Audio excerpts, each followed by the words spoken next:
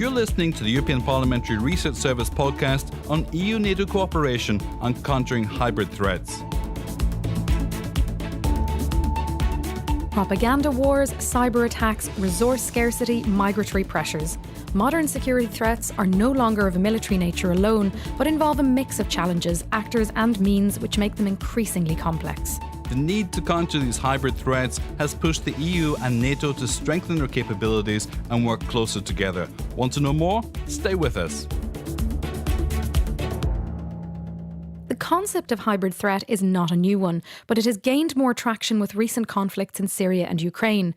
Today, adversaries use ambiguity and hybrid tactics to achieve their strategic objectives, blurring the traditional distinction between war and peace and limiting the opportunity for counterattacks. In addition to intentional actions by state and non-state actors, new threats deriving from natural developments are an increasing source of concern. In the near future, extreme weather conditions and resource scarcity could provoke new conflicts between states over access to water and food and drive millions into climate exodus that could destabilize entire continents. Amidst this changing global security environment, the concept of hybrid threat embraces the interconnected nature of today's challenges, the multiplicity of actors involved, and the available instruments, from military forces to diplomacy, humanitarian aid to economic development and technology. Because of their complexity, hybrid threats challenge the very nature of concepts like sovereignty, legitimacy, and legality, and enforcing them is not easy. So how have two of the international organizations most concerned, the European Union and NATO, adjusted to this new security environment? Let's begin with the hard power. NATO's Article 5 is the cornerstone of the alliance's commitment to self-defence.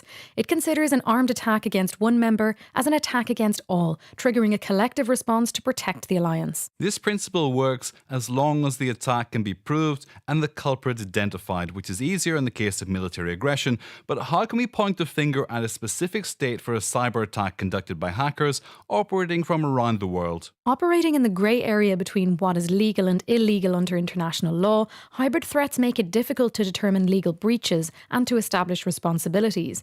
This is why NATO members have increased consultations in the framework of Article 4, which can be triggered when a member feels its territorial integrity or security are under threat. This article was invoked by Poland in March 2014 as a result of the conflict in eastern Ukraine, and most recently by Turkey after the terrorist attacks in Surak. So, aware that hard power alone will not suffice to win modern wars, NATO adopted a comprehensive approach to crisis management that blends all relevant actors and available instruments: military forces, diplomacy, political processes, economic development, and technology.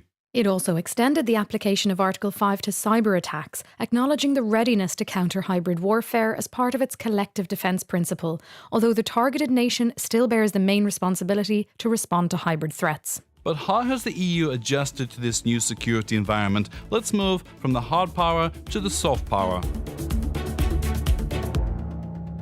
In April 2016, the European Commission adopted a joint framework bringing together all relevant actors, policies and instruments to both counter and mitigate the impact of hybrid threats. The new framework focuses on improving situational awareness and building resilience by addressing strategic sectors such as cybersecurity, critical infrastructure, the financial system, public health, food security, and tackling violent extremism.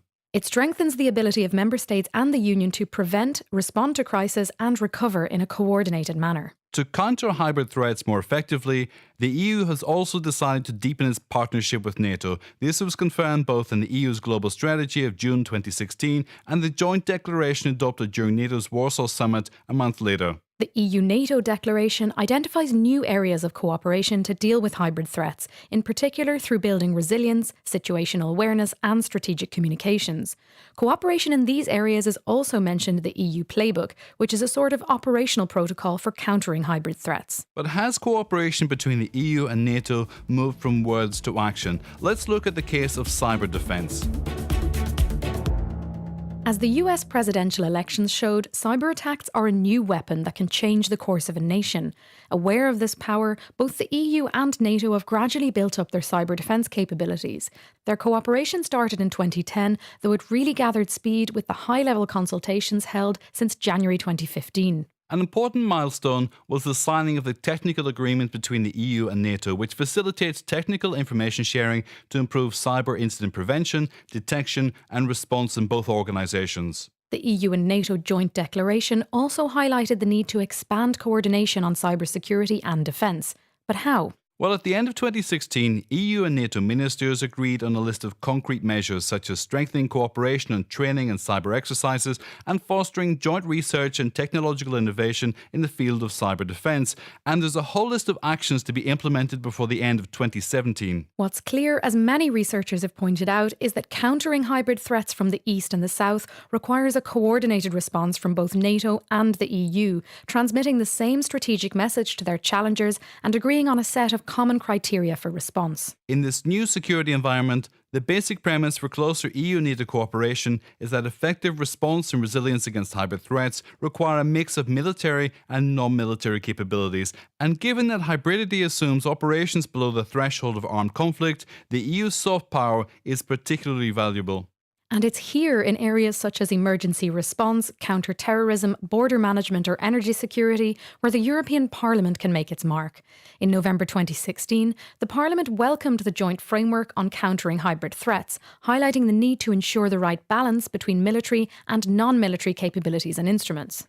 The truth is that while countering hybrid threats requires a mix of soft and hard power, too close an alignment of the EU-NATO responses risks shifting the optics towards a military prism. Besides strengthening capabilities in different areas, the key to countering hybrid threats may well lie in working together with different partners and allowing everyone to do what they do best.